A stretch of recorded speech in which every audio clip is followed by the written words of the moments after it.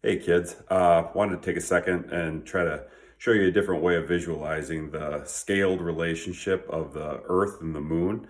And we're going to look at both the distance from Earth to Moon and the size of Earth to Moon. So sometimes when we just look at the numbers, if I say like the Earth is 8,000 miles in diameter, or the Moon is 27% the size of the Earth, and that makes it about 2,100 miles across. It's hard to kind of visualize those. If I say that the Earth is about 250,000 miles from the moon, or it takes about 3 days to get there, but then you're looking on a map and you're thinking it took about a day to drive to Florida, and I can see the moon, but I can't see Florida from here, stuff gets a little bit wonky. So here's the way that I want to try to show this to you. In a perfect world, I'd have a basketball, but I don't. But I do have a medicine ball. So we're going to use this medicine ball to represent the Earth. And take a second, stop and think. If we're going to use medicine ball to represent the Earth, what would be about the size we should have for the moon? Should we use a soccer ball? Should we use a golf ball or a ping pong ball or tennis ball? So take a peek at this.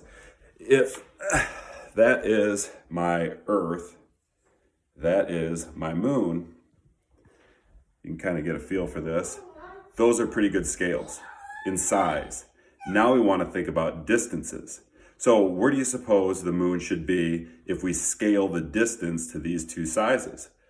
Should it be like this or like this? Here's where things get a little bit interesting. So I compare these sizes, okay, I can wrap my head around that. But the 3-day trip, the 250,000 mile trip from the Earth to the moon, which is the farthest humans have been, at least to the best of my knowledge, would represent about 24 feet. Or in other words, we would have to go all the way down around here. So if you take a look down this hallway, that represents the distance that you would have to travel to get from the Earth to the moon. So kids, what have we learned? Earth is bigger than the moon, and the moon is bigger than the Earth. No, Half that's right. No, I got the fact. Moon is smaller than the Earth, but the Earth is bigger than the moon. That is correct. And what would you say about the distance from this little guy representing the moon and that guy down there representing the Earth? Pretty far away, huh? Yeah, about 250,000 miles. Okay, so hopefully that gives you a different perspective. Tomorrow we'll take a peek at the solar system scaled. Enjoy. Bye-bye.